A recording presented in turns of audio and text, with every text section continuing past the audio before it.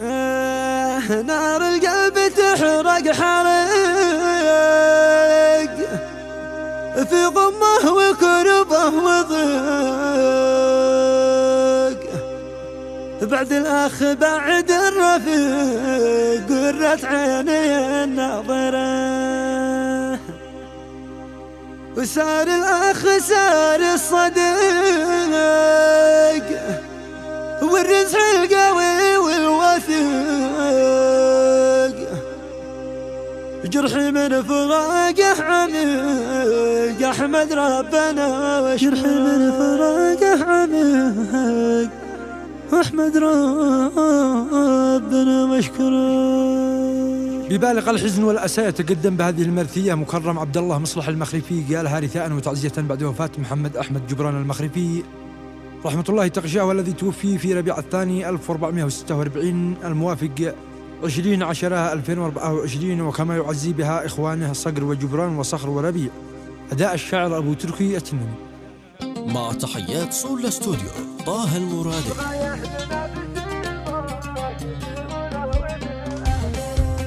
يا سامع دعاء من دعاك بدعي لك ولا لي سواك،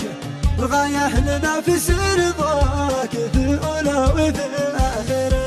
بدعك واسألك واطلبك في سر وظل أحمدك، وزليت بس تغفرك واطلب منك المغفرة، واثق بك على كل حال من أمرك ولا لي مجال، حكمك ما ترده جبال المأمور من آخره، نار القلب تحرق حريق في غمه وكربه وضيق، بعد الأخ بعد الرفيق قرت عيني الناظرة، سار الأخ سار الصديق والرزح القوي والوثيق، جرحي من فراقه عميق وأحمد ربنا واشكره، بالهتف وصل المشوق والله من أشار العلوم، خلى العين عيتنا من صنعه وقع مصدره، قال نجم خامس غفال في الانعاش ما بشمال، المكتوب وفي الأجال وانت ارضى بما قدره، سار الجيد نسل الكرام من في الخير شل وسام، من يشهد لهم خص وعوام من نياتهم خيره، أحكام القضاء والقدر تمضي من إله البشر، خلت يوم 18 يتسجل في الذاكرة، دون ذار تأتي دهوب وتهجم علينا هجوم،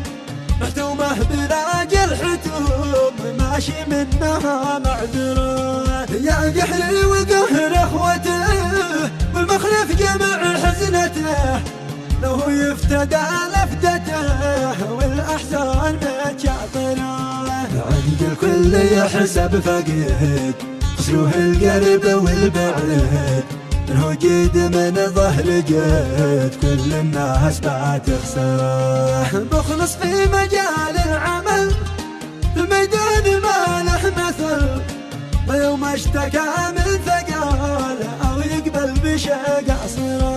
يا رب ارحمه يا رحيم واجعل مسكنه في النعيم،